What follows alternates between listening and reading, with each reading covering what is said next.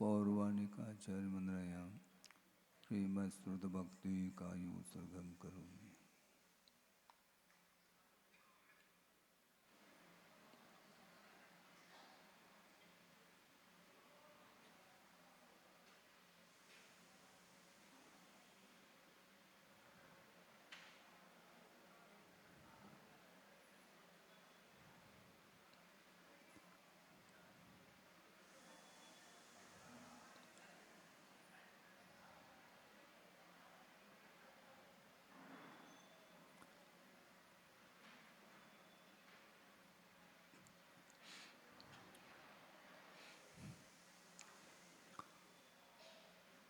ओकारं बिन्दुसंयुक्तं नित्यं ध्यायन्ति योगिनः कामदं मोक्षदं चैव ओंकाराय नमो नमः। अविरल शब्द गणौघ प्रक्षालित सकल भूतल कलंका मुनिविरपार्षद तीर्था सरस्वती रत्नोदुरितम् अज्ञानतिमिरान्धानां ज्ञानाञ्जनशलाकया चक्षुरुन्मीलितं येन तस्मै श्रीगुरुवे नमः। परम गुरुभ्यो नमः। परम्पराचार्य गुरुभ्यो नमः। सकलकलशविध्वंसकं श्रेयसां परिवर्धकं धर्मसम्बन्धकं भव्यजीवमनप्रतिबोधकारकमिदं शास्त्रं श्री कार्तिकेयानप्रेक्ष्या नामधेयम्। अस्य मूलग्रन्थकर्तारः श्री सर्वज्ञदेवाः तदुत्तरग्रन्थकर्तारः श्री गणधरदेवाः प्रतिगणधरदेवाः येषां वचोनुसारमासाद्य श्रीमत् आचार्यप्रवर श्री कार्तिकेय देवैर्विरचितं मंगलम भगवान वीरो मंगलम गौतमो वने मंगलम कुंदकुंदाद्यो जैनधर्मोस्तु मंगलम सर्वमंगलमांगल्यम सर्वकल्याणकारकं प्रधानं सर्वधर्माणां जैनं जयतु शासनम्। कोटिशतं द्वादशैव कोटो लक्षाणि शेतेस्त्रिदिकानि चैव पंचाशदष्टोच सहस्रसंख्यमेतत्श्रुतं पंचपदं नमामि।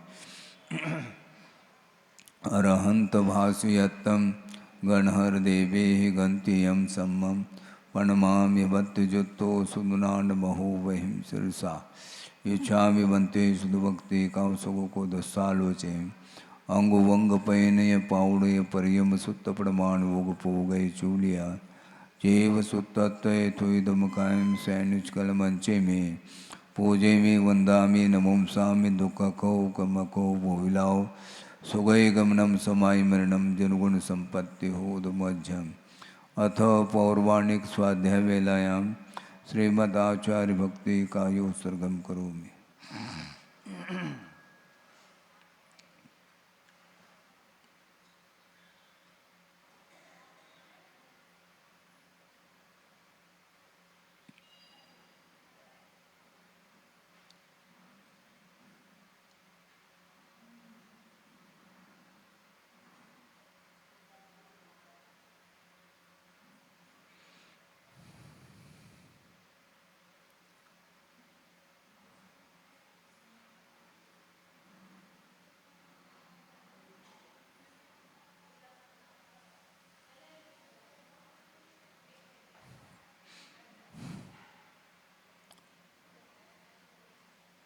श्रुतजलधिपारगेभ्यः स्वपरमतविभावना पटुमतिभ्यः सुचरितपूर्णदेभ्यो नमो गुरुभ्यो गुणगुरुभ्यः। छत्तीसगुणसमग्रे पंचम्याचारकरणसन्दर्शे शेषानुगकुशले धम्मायिरे सदा वन्दे गुरुभक्त्य संयमेन तरन्त संसारसागरं घोरं छिन्नन्ते अट्टकम्मं जम्मन मरणं न पाविन्ते ये नित्यं व्रतमन्त्रोपनिरता ध्यानाग्निहोत्राकुला षट्कर्मा विरतास्तपोधनदना साधुक्रिया साधवा शीलप्रावरणा गुणप्रहरणा चन्द्रार्कतेजोदिकाः मोक्षद्वारकपाटपाटनमटाः प्रीणन्तु मां साधवा गुरुवः पान्तु नो नित्यं ज्ञानदर्शननायकाः चारित्राणवगम्भीरा मोक्षमार्गोपदेशकाः यच्छामि वन्ते आयुर्वते कामसगो को दस्सालोचे सम्मनान सम्मदंसन समचर्जुत्तानं पंचम्याचाराणां आयुर्यानम आयारादि स्मृणानुपदेशानम वज्झायानम तिरयन गुणपालयानम सौसानम सैनिचकल मंचे में पूजे में वंदामि नमम सामि दुख कहो कमको वो इलाओ सुगय गमनम समाय मरणम जनगुण संपत्ति हो दुमज्जम तिहुवन तिलयम देवम वंदिता तिहुवनंद परिपूज्यम ओचम अनुपेहावो भवीय जनानंद जननी वो।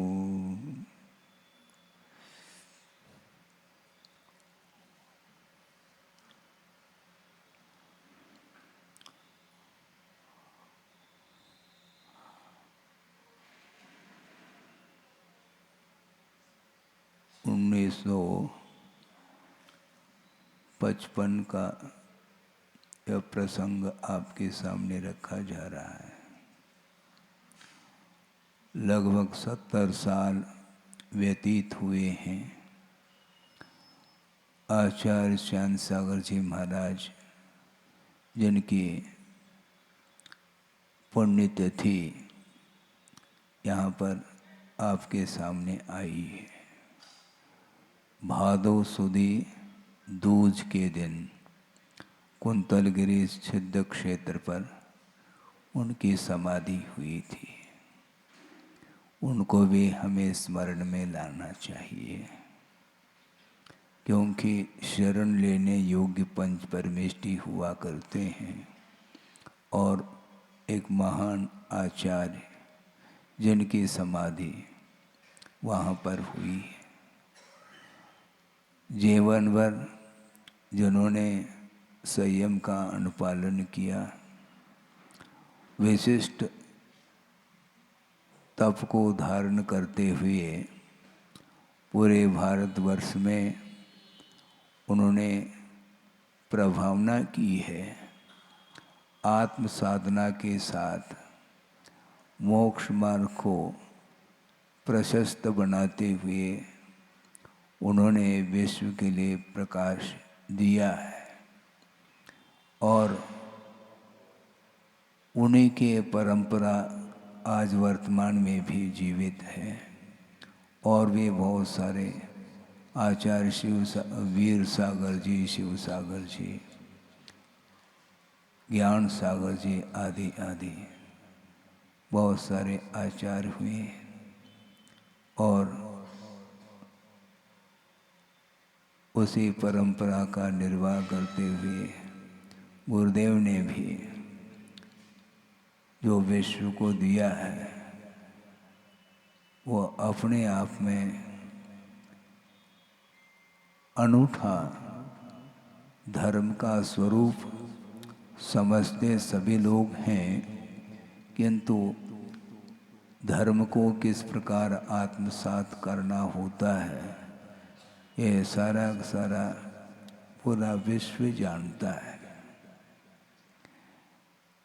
एक प्रसंग पढ़ने में आया था, किसी सज्जन ने शायद जिज्ञासा रखी होगी आचार्य शांति सागर जी महाराज के सामने कि महाराज ये वर्तमान का जो काल चल रहा है यह कली काल है, चतुर्थ काल तो है ही नहीं। और कितने भी संयम का अनुपालन करें, विशेष तपस्चरण भी करें, तब भी मोक्ष तो मिलना है नहीं। तो इस तप के, संयम के, चारित्र को अंगीकार करने की क्या सार्थकता सिद्ध होती है। तो उन्होंने कहा कि सुनो कि ये सामने जो वृक्ष खड़ा है ये कौन सा वृक्ष है। महाराज ये तो आम्र वृक्ष है, उसमें आम लगे हैं क्या? नहीं तो आम नहीं लगे, तो उसको आम्र वृक्ष क्यों कहा जा रहा है? फल लगे हुए हों तब तो हम माने उसको ये आम का वृक्ष है। न फल है न कुछ है, केवल हरा भरा वृक्ष है, पत्ते पत्ते देख रहे हैं। तो ऐसी स्थिति में इसको आम्र वृक्ष कहने की क्या सार्थकता। बात उनको समझ में आ गई। घंटों उपदेश देने की आवश्यकता नहीं पड़ती है, तुरंत उन्होंने उनकी बात को समझ ली और उदाहरण के माध्यम से उनको सामने स्पष्ट कर दिया कि वर्तमान में मुक्ति तो संभव नहीं है, किंतु मार्ग तो विद्यमान है। मंजिल कब आएगा ये तो बाद की बात है, किंतु ये जो मार्ग जा रहा है ये मोक्ष को ही सूचित करता है। चलने वाला चाहिए। वर्तमान में सिद्धांत की दृष्टि से भी सुनते हैं, अपने विचार करते हैं, पढ़ते हैं आगम के आधार से, तो स्पष्ट किया है कि इस पंचम कलिकाल में हीन शरणधारी भी संयम को अंगीकार कर सकता है और सप्तम गुणस्थान तक उसका उदय बताया है, जिसको अंतिम शरण बोलते हैं। और उस सहनन के साथ भी वह संयम का अनुपालन करते हुए वह कर्मों की निर्जरा करता करता वह कालांतर में उसकी जो साधना है वह साधना परंपरा से निर्वाण के लिए कारण सिद्ध होता है। चारित्र दो तरह का होता है, एक अनुव्रतात्मक होता है, एक महाव्रतात्मक होता है। और महाव्रत में भी एक शुभोपयोग आत्मक चर्या होती है और एक शुद्धोपयोग आत्मक चर्या होती है। अपने जीवन में मान लो शुद्धोपयोग न भी प्राप्त हो तो कोई बाधा नहीं है। शुभोपयोग के साथ जो श्रवण अपनी चर्या का पालन करता हुआ निर्दोषता के साथ वह जीवन को व्यतीत करता है, तो उसका वह चारित्र भी जो शुभोपयोगात्मक चारित्र है वह भी निर्वाण के लिए परंपरा से कारण सिद्ध होता है। हाँ, कुंद कुंद स्वामी ने भी स्पष्ट किया है, पढ़ना चाहिए। पढ़ते हम कम हैं, जिज्ञासा ज़्यादा रखते हैं। तो जिज्ञासा रखना बुरा नहीं है, रखें, किंतु जिस प्रकार आप आगम के माध्यम से समाधान चाहते हो उसी प्रकार आगम के आधार से जिज्ञासा रखो तो ज़्यादा अच्छा रहेगा। उनको बात समझ में आ गई कि वस्तुतः आज रत्नत्रय का जो फल है, जो मोक्ष है, वह तो हम प्राप्त नहीं कर पाएंगे, किंतु मोहजन्य संस्कार को समाप्त करने के लिए आज भी वह मार्ग प्रशस्त किया गया है पूर्वाचार्यों के द्वारा। इसलिए उसके ऊपर चलने से हमें मंजिल तो निश्चित मिलेगी, क्योंकि यह विश्वास का विषय है। और अपने जीवन में उन्होंने जो तप किया है वह तप अपने आप में मायना रखता है। हजारों की संख्या में, जहाँ तक मुझे स्मरण है, उन्होंने अपने जीवन में उपवास किए हैं। 9,900 सुनो 9,938 एक उपवास करो तो नानी याद आ जाएगी। है अर्थ क्या? बहुत कठिन होता है, कहना बहुत सरल है, लेकिन करके देखो तो समझ में आ जाता है। एक अंतराय हो जाए तो समझ में आ जाए। गए और पहले ग्रास में, अथवा पहले अंजलि में पानी में ही आ गया मान लो, तो बस सिट डाउन, बैठ जाते हैं। अब 24 घंटा याद नहीं करना भोजन को, प्रत्याख्यान लेते हैं। हाँ। आहार तो ठीक हुआ नहीं, प्रत्याख्यान और, अर्थात अब 24 घंटे के लिए आहार संबंधी कोई चर्चा तक नहीं करेंगे, मन में भाव तक नहीं लाएंगे। यह कहलाता है चारित्र। और उन्होंने 9,938 उपवास अपने जीवन काल में किए हैं, और कोई प्रदर्शन की बात नहीं है, दर्शन की बात वो करते थे। और साथ साथ यथाशक्ति कहा है आगम में, और अपनी पूरी शक्ति लगा करके उन्होंने तप किया है। और कर्मक्षयार्थम तप्यते इति तप, इसका व्याख्यान विस्तार के साथ 10 लक्षण पर्व में किया जा सकता है, करेंगे। तो उन्होंने जो अपने जीवन में तप करके, संयम का अनुपालन करके, इंद्रिय संयम और प्राणी संयम का अनुपालन करके, और अंत में जो तप का फल है उसको भी उन्होंने चख लिया है। तप का फल संलेखना पूर्वक समाधि। हाँ, आचार्य समंतभद्र स्वामी ने स्पष्ट किया है, निःश्रेय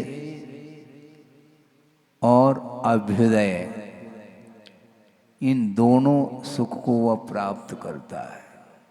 निःश्रेय समभ्युदयम निस्तीरम दुस्तरम सुखाम्बुनिधिम निप्यवत पीत धर्मा सर्वै दुखैरनालीड, ऐसा कहा है। निःश्रेय सुख का अर्थ मोक्ष सुख होता है, जिसका अंत नहीं है। सुखाम्बुनिधिम, सुख रूपी समुद्र है वो है। और यदि उस भव से मोक्ष नहीं भी मिलता है तो अभ्युदय सुख को प्राप्त करता है, और वह अभ्युदय सुख जो है वह इंद्रिय जन्य सुख माना जाता है, और वह अन्य किसी गति में प्राप्त नहीं होता, जो कि देव गति में प्राप्त होता है। सागरोपम आयु तक वह बिना किसी प्रतिकार के, क्योंकि वासना वहाँ पर जागृत नहीं होती है जहाँ पर अहमिंद्र आदि होते हैं, सर्वार सिद्धि आदि में, तो वहाँ पर वह इंद्रियजन्य सुख उत्पन्न होता है। एक क्षण के लिए भी कोई वेदना उन्हें नहीं होती, न मानसिक वेदना न शारीरिक वेदना। इस प्रकार के दोनों प्रकार की वेदना से रहित जो इंद्रियजन्य सुख है, वह सुख भी अन्य संसारी जीवों के लिए वह दुर्लभ है। ऐसे असाधारण सुख का वो अनुभव करते हैं। ये किसका फल है? चारित्र का फल है। कष्ट सहन करना नहीं चाहता संसारी प्राणी, परिचय सहन करना नहीं चाहता, बैठे बैठे छाया में बैठे बैठे ही वह सुख को उपलब्ध करना चाहता है, वह न भूतो न भविष्यति है। तो आज उनके लिए समाधि प्राप्त करके 70 वर्ष पूरे हो गए। 1955 में उनकी समाधि हुई थी। और सुनते हैं, मुझे तो ज्ञात नहीं, कि गुरुदेव ने भी उनका दर्शन शायद 9 साल की उम्र में किया था, ऐसा सुनने में आता। ले गए होंगे, उनको ले गए होंगे, और सुनते हैं उसी समय वैराग के लक्षण आ गए थे। लेकिन उस छोटी उम्र में कौन भेज सकता है। लेकिन धीरे धीरे आगे जा कर के 20 साल की उम्र में ही उन्होंने त्याग कर दिया था गुरुदेव ने। सोचो, विचार करो। वैराग्य संसारी प्राणी को होता नहीं है। बहुत सारे वैराग्य के लिए निमित्त मिल सकते हैं, मिलते हैं। इसके उपरांत भी ये वैराग्य उत्पन्न होना ये दुर्लभतम वस्तु है।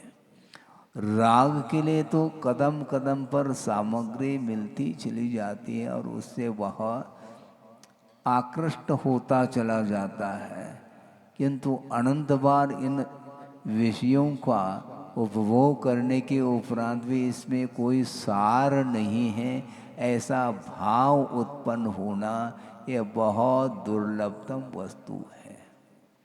फेन पुंजे थवा रंभा स्तंभे सार प्रतीयते शरीरेन मनुष्याणाम दुर्बुद्धे विद्य वस्तुता। आचार्य कह रहे हैं फेन पुंजे, फेन समझते हैं, फेन का अर्थ क्या होता है? झाग होता है, उसमें सार प्रतीति में आ जाए, अतिशयोक्ति के रूप में कहा जा रहा है। हालांकि उस झाग में कोई भी सार है ही नहीं है। आपने कभी देखा है? हमने तो देखा, आपने भी देखा होगा, लेकिन वह ध्यान नहीं आता आप लोगों को। हलवाई की दुकान में खड़े होकर के देखो तो सही, सुबह सुबह वह दूध को फेंटता है और वह ग्लास तो छोटा है और वह आधा ही भर पाता है और आधा झाग से ही भर पाता है। वो झाग है, उसमें दूध नहीं है। दूध तो आधा ग्लास है और आधा ग्लास झाग से भरा है और आपको दे रहा है जैसे फुल जो है ग्लास भरा हुआ दे रहा हो, है ही नहीं। तो उस झाग में कोई सार है क्या? है ही नहीं। उसमें भी सार प्रतीति में आ सकता है, संभव नहीं, लेकिन फिर भी आचार्यों ने कहा है फेन पुंजे अथवा रंबा स्तंभे सार प्रतीयते। रंबा स्तंभ का अर्थ है केले का वृक्ष, केले का पेड़। केले में तो सार मिल सकता है, लेकिन केले का जो पेड़ है उसके पर्त निकालते ही चले जाओ, उसमें कोई भी सार दिखाई नहीं देता। इसके बाद भी इसमें सार प्रतीति में आ जाए। हाँ, फेन पुंजे थवा रंभा स्तंभे सार प्रतीयते शरीरेन मनुष्याणाम दुर्बुद्धे विद्य वस्तुता। ये मनुष्यों का जो शरीर है, इस शरीर में कोई सार नहीं है। इसके बाद भी इसको अलंकृत करने के लिए, इसके पोषण करने के लिए न जाने कौन कौन से वस्तुओं का इस्तेमाल करता है? जीवन भर इसको खिलाता पिलाता नहलाता सब करता है, उसके बाद भी इसका जो स्वरूप है उस स्वरूप से वह वंचित है, उसके स्वरूप को जान ही नहीं पा रहा है। कैसा कर्म का उदय है, बड़ा विचित्र है कर्म। इसी को बोलते मोह कर्म है। द्रव्य कर्म, भाव कर्म और नो कर्म। द्रव्य कर्म का अर्थ ज्ञानावरणादिक जो कर्म है, जिसका आत्मा के साथ संबंध हुआ है अनादिकाल से, वह द्रव्य कर्म माना जाता है। भाव कर्म का अर्थ उस कर्म के उदय से जो रागादिक भाव होते हैं उनको भाव कर्म कहा। एक और मैं प्रसंग के अनुरूप विषय देना चाहता हूँ। जो रागादिक जो भाव हैं, इनको जो भाव कर्म कहा, वह कर्म नहीं एक्चुअल में, वह उपचार से कहा है। वस्तुतः भाव कर्म तो उन कर्मों में पड़ी हुई जो अनुभाग शक्ति है वह शक्ति ही भाव कर्म है। कर्म कांड पढ़ो तो समझ में आ जाए। कम्मत तनेन एकम दव्वम भावोत होद दुह्यम तु पोगल पिंडो दव्वम तत्सत्य भाव कम्मंतु कहा। पुद्गल पिंडात्मक जो द्रव्य कर्म माना जाता, उसकी जो फलदान देने की जो शक्ति है वही भाव कर्म ऐसा कहा। किंतु उसके उदय में जो रागादिक भाव होते हैं, इसलिए कार्य में कारण का उपचार करके उसको भाव कर्म की संज्ञा दी है। तो इस प्रकार द्रव्य कर्म, भाव कर्म और उसके माध्यम से होने वाले रागादिक यह भी उपचार से भाव कर्म है। इसके अलावा ये 9 कर्म अर्थात शरीर है, ये 3 कर्म हो गए। इस 3 कर्म के अलावा इस 3 कर्मों के भीतर वह बैठा है आत्म तत्व, और ये 3 कर्मों से आवरणित है। उसके बाद भी एक और आवरण, वस्त्र का आवरण और आ गया। सोचो, ये आवरण नहीं है क्या? 3 आवरण हैं आत्मा के ऊपर, उसके बाद भी एक और आवरण ला लिया, वस्त्र पिंड। और उसमें भी क्वालिटी की बात करते हो। आप करना क्या चाहते हैं? आत्मा का स्वरूप क्या है? आत्मा दिखाई नहीं दे रही है, ये शरीर के भीतर है। और ये शरीर सप्त धातुमय शरीर है, इसके भीतर निवास उस जीव का हो रहा है। हाँ। और आप कहाँ निवास कर रहे हैं? जबलपुर में, लाड़गंज में। उसमें भी लाड़, और क्या लाड़ प्यार करते रहो। आप वस्तुतः निश्चय की अपेक्षा से आप रहते कहाँ पर है? आपको ज्ञात है क्या? कुत्र आस्ते भवान, तो आत्मनि ऐसा कहा आचार्यों ने। पूछा आप कहाँ रहते हैं? मैं आत्मा में रहता हूँ। ऐसा कभी भाव आता है क्या? नहीं। शरीर में अनंत काल से वह आत्मा का वास हो रहा है, उसमें निवास कर रहा है, संसार में निवास कर रहा है। और उसमें भी वह हवेली बना दी उसने, और उसमें शांति निकेतन ऐसा रखा, उसमें शांति आ रही है उसको। और बोलो, काय में शांति आती है, आत्मा में शांति आती नहीं इसके लिए। हाँ। और भवन बना लिया, और 3 भवन में रह रहा, उसमें तो सभी रह रहे हैं। 3 लोक में तो सभी जीव रह रहे हैं, किंतु एक अलग रूप से भवन बनाना है, बनाओ। लेकिन भवन यहीं रह जाएगा और ढह जाएगा, और आप उसको छोड़ करके चले जाएंगे, और यह शरीर भी यहीं रह जाएगा।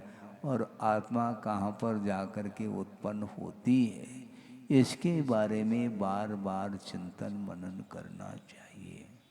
शरीरेन मनुष्याणाम दुर्बुद्धि, देहे दुर्बुद्धि अज्ञानी, ऐसा संबोधन कर रहे हैं आचार्य। फिर भी मति सुधरती नहीं है।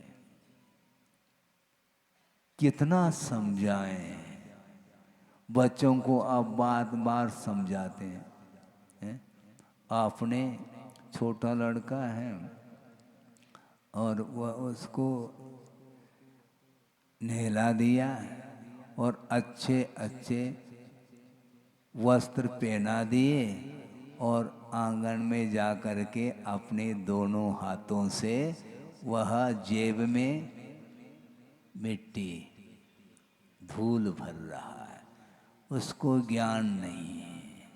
बालपने में ज्ञान न लहो, और आप क्या लहो, आप क्या प्राप्त कर रहे हैं? तरुण समय विषयों की ओर ध्यान जाता है, और वृद्धावस्था में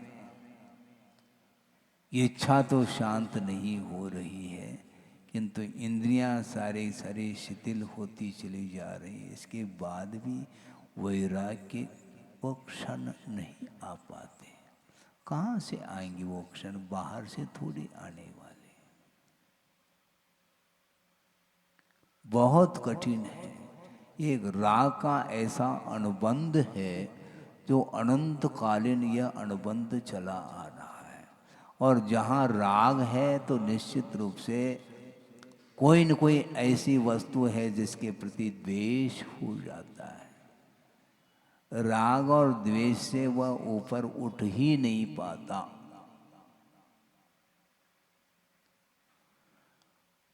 वस्तुतः आचार्यों ने ये कहा है, किसी के प्रति भी द्वेष नहीं करना चाहिए, न राग करना चाहिए।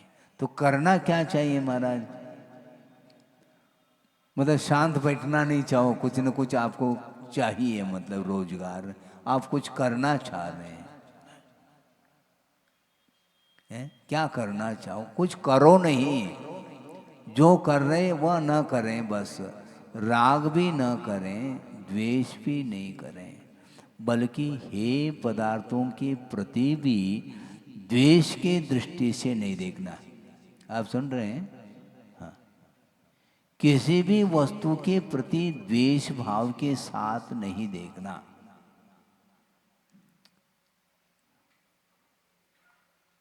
मिथ्या दृष्टि है, उसके प्रति भी द्वेष भाव नहीं रखना। यदि उसके प्रति द्वेष भाव रखोगे तो तुम्हारे द्वारा उसका कल्याण नहीं होगा, पक्की बात है। क्योंकि धर्म श्रवण कराया जाता है तो केवल सम्यक दृष्टि को ही सुनाएंगे क्या? धर्म श्रवण मिथ्या दृष्टि को नहीं। मिथ्या दृष्टि के लिए भी उसी के लिए धर्म श्रवण विशेष रूप से कराया जाता है। धर्म का स्वरूप क्या है, उसका मर्म क्या है, उसको बताया जाता है, क्योंकि वह अज्ञानी है।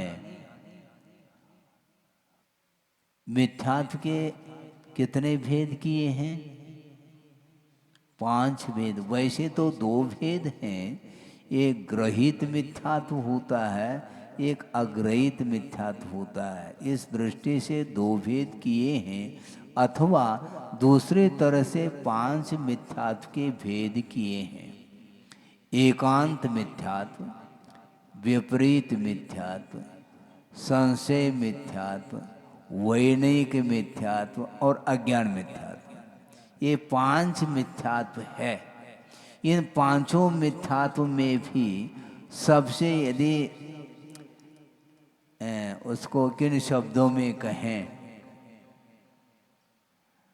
जिसको समाप्त करना अत्यंत कठिन हो जाता है, वो कौन सा? एकांत मिथ्यात्व। एकांत पकड़ करके चलता, वह स्वीकारता नहीं, वह स्वीकारता नहीं।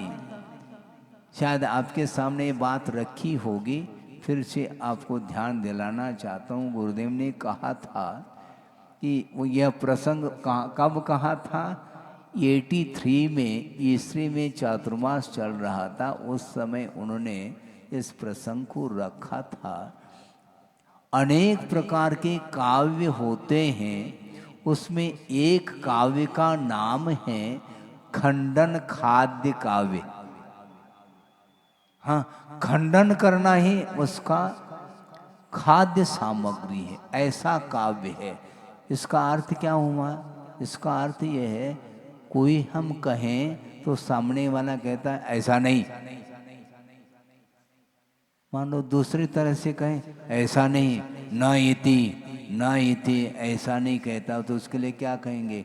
उसको ये कह दिया जाए तो तुम कहो मुझे ज्ञात नहीं, लेकिन तुम जो कह रहे हो वो ऐसा है नहीं। अब उसके सामने क्या माता फोड़ेंगे क्या? इसको बोलते हैं एकांत। आप जो कह रहे हैं वैसा है ही नहीं। तो उस व्यक्ति को हम क्या समझा सकते हैं? इसलिए 5 प्रकार के मिथ्यात्व में ये सबसे अलग ही क्वालिटी का मिथ्यात्व। इसको समाप्त करना खेल नहीं है, क्योंकि उसकी पक्की धारणा है। इसलिए दूसरे की धारणा को हम परिवर्तित करना चाहें वह संभव नहीं है, किंतु अज्ञान मिथ्यात्व बहुत जल्दी मिट सकता है। जैसे पहले मछली छोड़ो, वह हाथ जोड़ रहा जी, तो जी कहना सीखो है। पहले मछली छोड़ो, जिंदगी भर उसने यही कार्य किया है। पूरा जीवन भर समय उसका निकला मछुआरा था, और मछली पकड़ करके उसके माध्यम से उसकी आजीविका चलती थी। इसके बाद भी उसके कल्याण के लिए कहा गया तुम पहले मछली छोड़ो।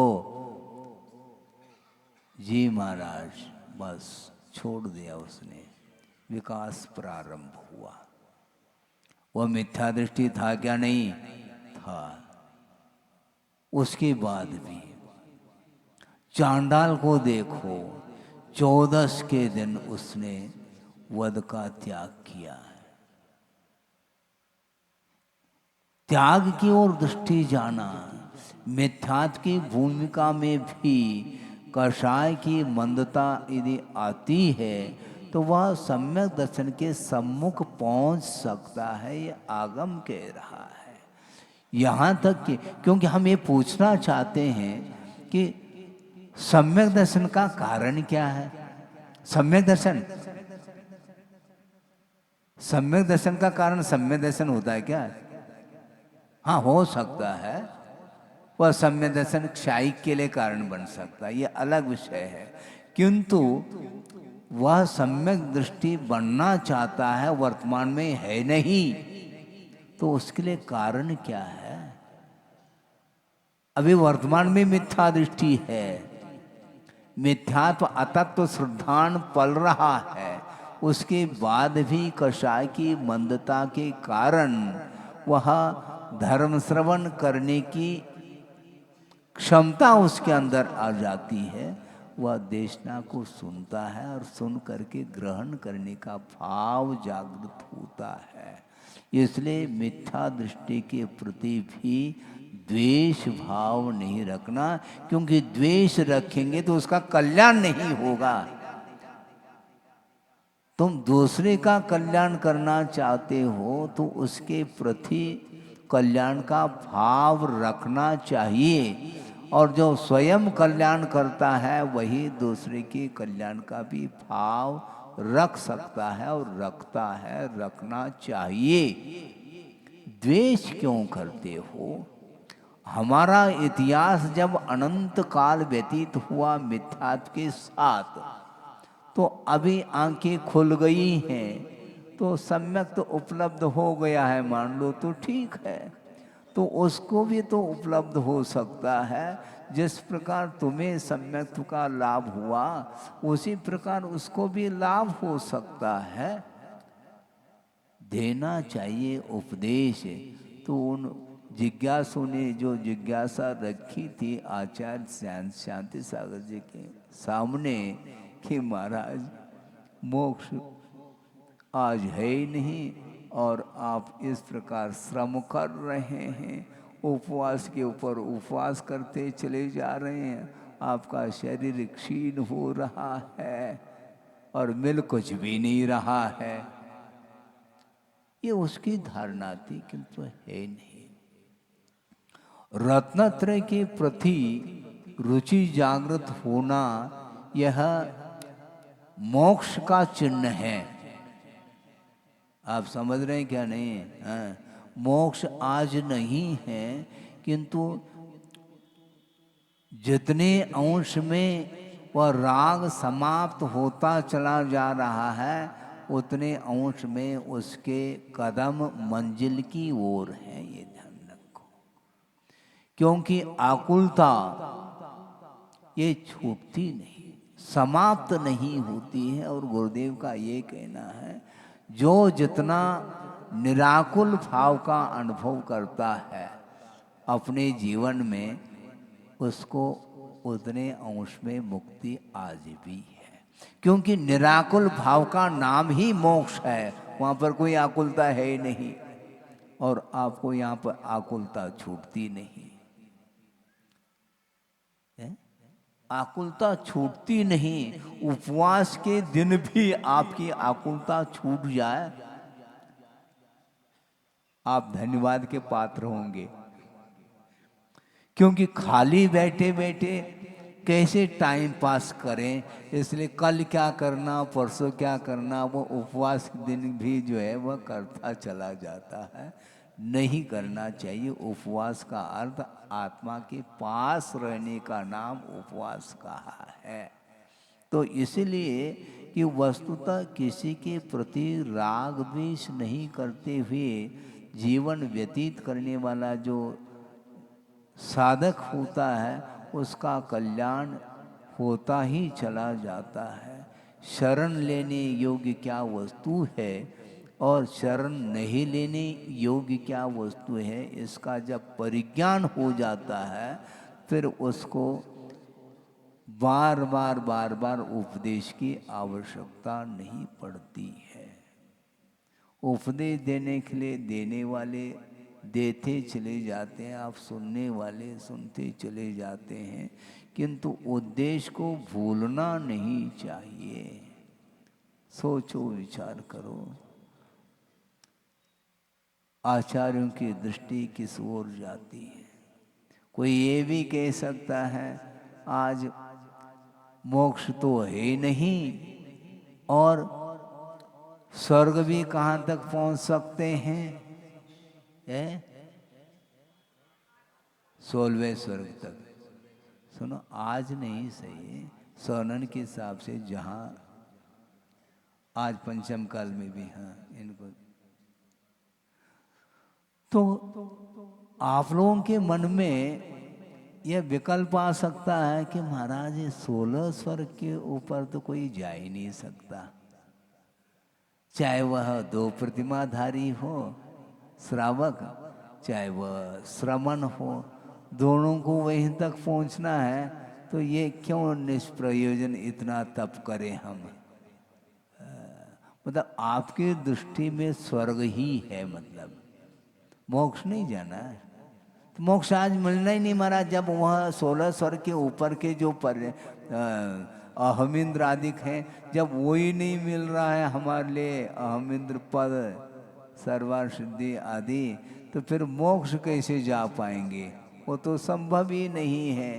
तो संभव नहीं है, किंतु संस्कार, आत्मा के ऊपर संयम और चारित्र के संस्कार डालना चाहिए, और उसके माध्यम से कर्मों की निर्जरा होती है। कर्म निर्जरा करना चाहो क्या मात्र स्वर्ग को प्राप्त करना चाहो, आपका लक्ष्य क्या है? कुछ है क्या? नहीं, लक्ष्य क्या है आपका? घर जाने का तो है महाराज, वो तो जाओ, समय हो जाएगा तो छोड़ देंगे। 9:30 बजने को है, थोड़ा बहुत और तो 5-7 मिनट 10 मिनट तो बैठो, फिर तो जाना ही है। घर छूटता नहीं, ये ध्यान रखो, घर कभी भी छूटेगा नहीं, छोड़ना पड़ता है। और नहीं छोड़ेंगे तो छूटेगा, अंत में तो छूटना ही। वो कौन साथ ले जा रहा है? वहां पर जो अहमिंद्र होता है, उसका भी जब विलय हो रहा है, तो आपका लय नहीं होगा क्या? आपका भी विलय होगा। अवसान तो प्रत्येक संसारी प्राणी का होना है, किंतु जब तक वह आत्मा का परिज्ञान नहीं होता, तब तक उसके लिए कोई भी मार्ग देखने में नहीं आता। मार्ग देखने में आता है, मोक्ष मार्ग आंखों से देख सकते हैं। बहुत सारे पगडंडी भी देखने में आ रहे हैं, और हाईवे, 4 वे, वो सब दिखाई दे रहा है, लेकिन मोक्ष मार्ग वो देखने में नहीं आता। किंतु है वह भी पथ, वो मोक्ष पथ है, और उस पर चलने वाला चाहिए। पंचम काल के अंत तक वह मोक्ष मार्ग बना रहेगा, उसके बाद समाप्त होगा, लेकिन सर्वत्र समाप्त नहीं होगा। विदेह क्षेत्र में हमेशा मोक्ष मार्ग बना हुआ है, और मोक्ष जाने वाले जा रहे हैं, वह कभी भी पथ समाप्त नहीं होगा। कितना तीव्र पुण्य होगा उनका, ये साक्षात प्रभु का दर्शन करने का अवसर मिल रहा है। किंतु गुरुदेव का ये कहना है, साक्षात प्रत्यक्ष और परोक्ष ये विकल्प छोड़ो। हाँ, परोक्ष दर्शन करते हुए भी ऐसा महसूस किया जा सकता है कि मैं साक्षात प्रभु का दर्शन कर रहा हूँ, क्योंकि जिनबिंब दर्शन के माध्यम से भी तो सम्यक की उत्पत्ति होती है, नहीं होती ऐसा नहीं। तो इसलिए वीतराग छवि की ओर दृष्टि जब जाती है, तो उस समय अन्य जितने भी विकल्प हैं वह सब शांत हो जाते हैं, तब कहीं जाकर के सम्यक की उत्पत्ति होती है। इसलिए मिथ्या दृष्टि के प्रति भी द्वेष आदि भाव नहीं रखना, उसके कल्याण के भी भाव सोचना चाहिए।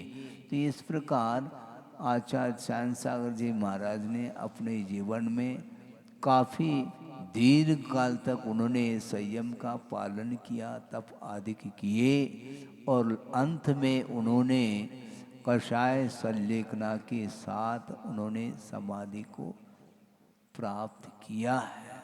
उसी प्रकार हम लोगों को भी सोचना चाहिए, क्योंकि शरीर तो शरीर है, वह जीर्ण शीर्ण होने वाला है, और ये सप्त धातु में जो शरीर है ये अपवित्र है। इसको यदि पवित्र बनाना चाहो तो रत्नत्रय के माध्यम से ये पवित्रता का अनुभव कर सकता है।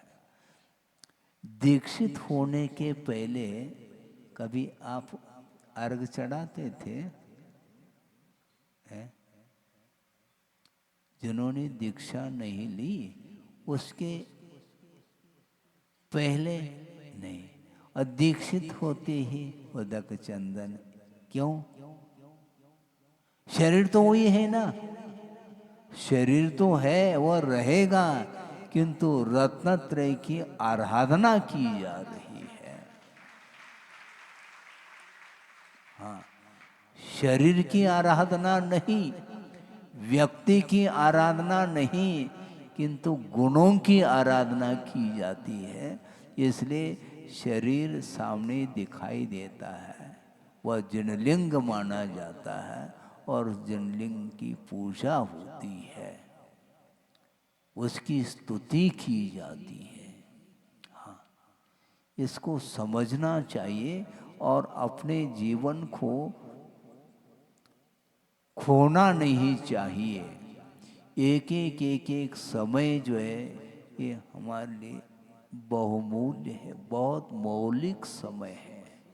जीवन को जितना समय आप संयम के साथ इस जीवन को गुजारोगे, उतना ही आपका मंजिल पास आने वाला है। यदि मंजिल को प्राप्त करना चाहो तो शरीर के प्रति जो ममत्व भाव है उसको छोड़ देना चाहिए।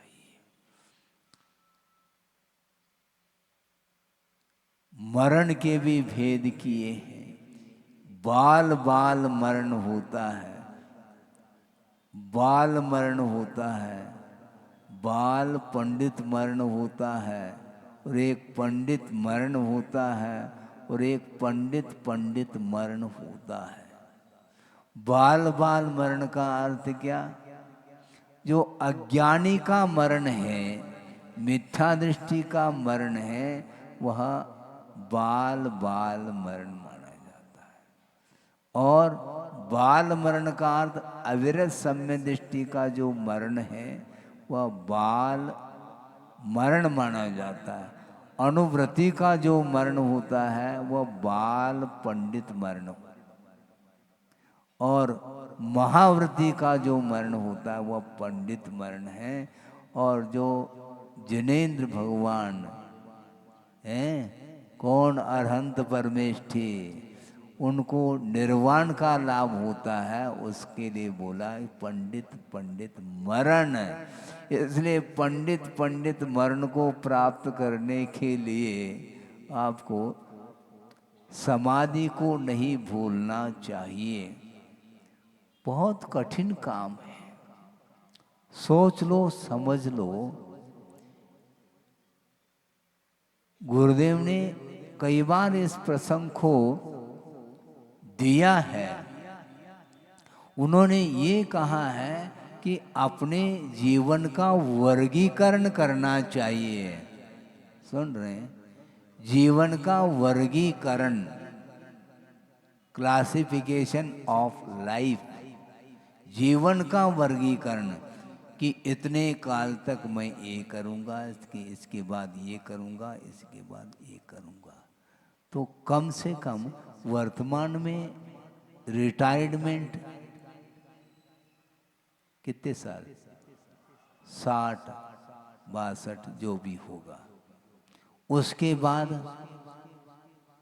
पेंशन मिलता रहता है, रिटायर्ड हो जाते हैं। ऐसी स्थिति में इसी प्रकार धार्मिक क्षेत्र में भी होना चाहिए। 60 65 साल का हुआ नहीं और वह घर से उसको निवृत्त होना चाहिए, और उदासीन आश्रम में जा कर के कम से कम शेष जो जीवन है, डॉक्टर साहब हंस रहे हैं, क्योंकि आपकी उम्र, आपके लिए नहीं कह रहा हूं, किंतु आप आ रहे हैं सामने, मैं क्या करूं? आप पीछे बैठते तो दिखाई नहीं देते, तो आप ही फ्रंट में दिखाई दे रहे हैं, अग्रिम पंक्ति में। और आपकी उम्र महावीर भगवान से भी ज्यादा है। ओ हो 10 साल सीनियर हैं आप महावीर भगवान से, उम्र की अपेक्षा। उनकी 72 साल की उम्र थी और आपकी 82 की उम्र रनिंग है। तैयार है, बहुत अच्छी बात है। वही तो चाहते हैं हम भी, कम से कम ये भाव तो है, और भाव के साथ साथ उसमें सफलता भी मिलेगी, ध्यान रखो। क्योंकि आपके लिए गुरुदेव का आशीर्वाद प्राप्त है, इसलिए धीरे धीरे धीरे बढ़ना है। हाँ, वो इसके बाद सुनो, अभी बैठ जाओ। हाँ, अभी बहुत अच्छा है, इसको बोलते हैं, क्योंकि ये दुर्लभतम वस्तु है। ऐसे भी लोग होते हैं, कोई आलोचना की बात नहीं, कम से कम दृष्टि तो देनी पड़ती है, उसको ध्यान तो दिलाना पड़ता है कि 80 85 90 तक भी छू रहे हैं, इसके बाद भी उन रुझान उस ओर नहीं है। परिवार के प्रति जो लगाव है, ममत्व भाव है, वह छूटता नहीं। अभी भी नाते पोते के विवाह को लेकर के उनका मन, तो ये सब क्या है? ये कर्तव्य ऐसा नहीं होता, कर्तव्य उतना ही होता है जितना करने योग्य होता है। और मान लो बीच में रोग हो गया, अब रोग हो गया तो कोमा में है, तो उसको ले आते, महाराज इनको कुछ सुनाओ। उसको मैं क्या सुनाऊं? कोमा का अर्थ, कोमा मतलब फुल स्टॉप आने वाला है, बीच में कॉमा है, मतलब वह डेड नहीं हुआ, बाकी सब हुआ है। हाँ, न दिखाई दे रहा है, न सुनने में आ रहा है, न बोलने में आ रहा है, कोई एक्शन करने में भी नहीं आ रहा है, इसका नाम कॉमा है। वो कॉमा में है और फिर भी वो नाक में नली भी डली है और सब चल रहा है। महाराज अब आपके पास हम लाए हैं, तो भैया हम इस केस को तो हम ले नहीं सकते। हाँ, हम क्या सुनाएंगे उसको? जब क्षमता थी उस समय उसने कुछ भी ध्यान नहीं दिया, इसलिए वर्गीकरण करना चाहिए। 60-65 साल, अधिकतम 70 साल बहुत हो गए। उसके बाद तो कभी भी किसी भी पल में वह छूट सकता है। छूटने के पहले अपन ध्यान रखें और उसके माध्यम से जीवन को सफल बनाने का ये अवसर प्राप्त हो सकता है। आश्रम है, लेकिन उदासीन आश्रम, आश्रम ही उदासीन होता चला जा रहा है। उसमें कौन प्रवेश पा रहा है? आश्रम है, गुरुदेव ने 2-2 आश्रम बनाए हैं, और कहाँ रहते हैं? घरे है, कहाँ रहते हैं? वो आश्रम, वहां कोई श्रम नहीं करना, शांति के साथ अरण सिद्ध करने के लिए उपयुक्त वातावरण है। वहाँ पर कोई भी परिवार परिजन आदि नहीं आएंगे, किसी के प्रति राग मोह इत्यादि नहीं होगा, और शांति के साथ धर्म साधन करने के लिए वह उपयुक्त स्थान दिए हैं गुरुदेव ने। और अभी वर्तमान में एक साधिका आश्रम को लेकर के भी उन्होंने काफ़ी प्रेरित करके 2-4 जगह वो खुले हैं। वहाँ पर एंट्री कभी भी जा सकते हैं। तो अर्थ ये है कि समाधि साधने के लिए सर्वप्रथम समय रहते व्रत नियम इत्यादि ले करके, अनुव्रत आदि ले करके, महाव्रत आदि ले करके कुछ समय के लिए 2-4-6 साल साधना करके, फिर धीरे धीरे उस साधना के माध्यम से शरीर की शारीरिक साधना भी होगी और मानसिक साधना भी होगी, और उसके माध्यम से शरीर के प्रति जो निर्ममत्व भाव जागृत होता चला जाता है, और अंत में पंच नमस्कार मंत्र के उच्चारण के साथ उसकी समाधि हो। एक पवित्र भाव भीतर रहना चाहिए। और आज ही स्थिति के दिन आचार्य शांति सागर जी महाराज कुंतलगिरी में कितने उपवास के साथ,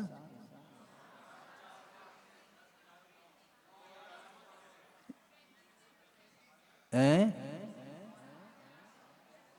34 या 35 उपवास बता रहे हैं महाराज। 36 तो नहीं है, हाँ 36 भी हो सकते हैं, हमें एग्जैक्ट मालूम नहीं है। 36 उपवास बोल रहे हैं, बहुत होता है। और उसके पहले से उनकी वह संलेखना चल रही थी।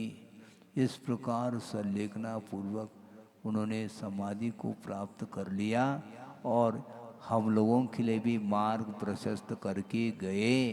इसी प्रकार आचार्य ज्ञान सागर जी महाराज भी, उनकी भी संलेखना अच्छी गुरुदेव ने ही कराई थी।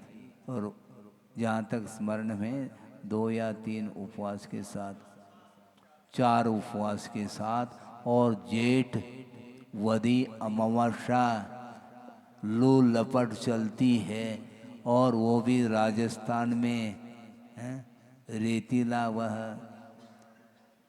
इसके बाद भी, और उनको सुनते हैं साइटिका की व्याधि थी, इसलिए वह बाहर नहीं रहते थे, भीतर ही रहते थे। और आचार्य महाराज उतनी गर्मी में उनके चरणों में रह करके उनकी समाधि में पूरा का पूरा उन्होंने ही कराया है। और अंत में उनकी समाधि भी अनूठी समाधि हुई है। उसी प्रकार अपने जीवन में भी वह अवसर आए, इस प्रकार पवित्र भावना के साथ आचरण भावना को सामने रखते हुए निरंतर 12 भावना का चिंतन करते हुए अपने जीवन को व्यतीत करने के लिए लक्ष्य बना लेना चाहिए। क्योंकि अभी से लक्ष्य बनाएंगे तो धीरे धीरे उसकी पूर्ति भी होगी। क्योंकि एक कषाय संलेखना और एक काय संलेखना, दो प्रकार की संलेखना कही है। काय संलेखना तो धीरे धीरे होती चली जाएगी, किंतु कषाय संलेखना बहुत महत्वपूर्ण है। शरीर के प्रति ममत्व भाव कम होता चला जाए, यही कषाय संलेखना मानी जाती है। उसके माध्यम से शरीर के प्रति निर्ममत्व भाव निरीता आती है, तो निश्चित रूप से उसको पड़ोसी मान करके वह साधना में लीन हो जाता है। तो उसके लिए वह जीवन उसका सफल बन सकता है। बने इस पवित्र भावना के साथ इस विषय को विराम दिया जाता है। बोधि समाधि परिणाम शुद्धि स्वात्मोपलब्धि शिव शोक सिद्धि चिंतामणिम चिंतित वस्तुदाने त्वाम वंदमानस्य ममास्तुते। परम पूजा आचार्य गुरुवर श्री शांति सागर जी मुनि महाराज की जय। परम पूजा आचार्य गुरुवर श्री विद्यासागर जी मुनि महाराज की जय। बोलिए अध्यात्म